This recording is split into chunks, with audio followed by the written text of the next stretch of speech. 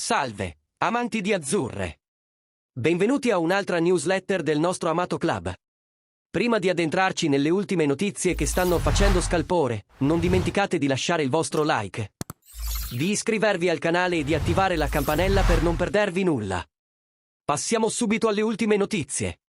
Sul palcoscenico internazionale, il Barcellona continua a cercare di rafforzare la propria rosa senza sbilanciare le proprie finanze, cosa che negli ultimi anni è stata una sfida costante a causa delle restrizioni del fair play finanziario. In questo contesto, il club catalano sta tenendo d'occhio le opportunità di mercato che coinvolgono i giocatori in scadenza di contratto, per evitare di spendere molto in trasferimenti. Uno dei nomi apparsi di recente su questo radar è quello di Jonathan David, talentuoso attaccante canadese che attualmente milita nel Lille. David, che ha solo 24 anni ed è all'ultimo anno di contratto, potrebbe essere un acquisto strategico per il Barca.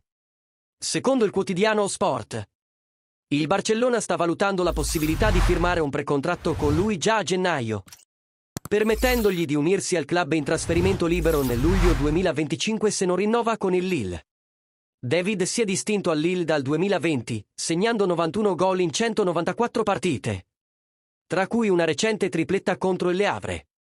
Il suo attuale valore di mercato si aggira intorno ai 50 milioni di euro e ha già attirato l'attenzione di club come Napoli e Juventus.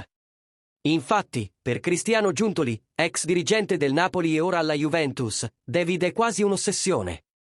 Puntando su giocatori come David, il Barcellona non solo rafforza la propria rosa con talenti riconosciuti, ma aderisce anche alle rigide norme finanziarie imposte dalla Liga, garantendo la sostenibilità economica pur rimanendo competitivo ad alto livello.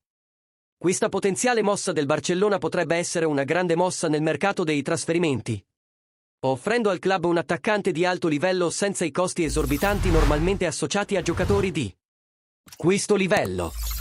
E voi, tifosi del Milan, come vedete questa strategia del Barcellona di cercare acquisti senza un corrispettivo per il trasferimento? Pensate che sia un modello che altri grandi club dovrebbero seguire? Condividete le vostre opinioni nei commenti e discutiamo delle diverse tattiche nel mercato dei trasferimenti. Non perdetevi i prossimi aggiornamenti.